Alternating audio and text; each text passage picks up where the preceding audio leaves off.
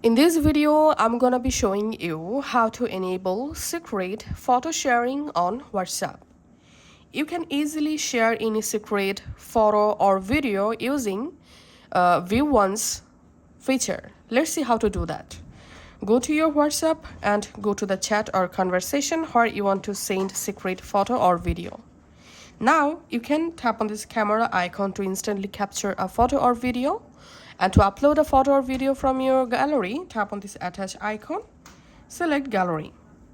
Now from your gallery, go ahead and select the secret photo or video, which one you want to share.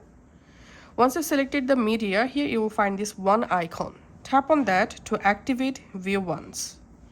Once the View Once activated, here you'll see this one icon. Now just send the message. And now the receiver will see a View Once photo icon.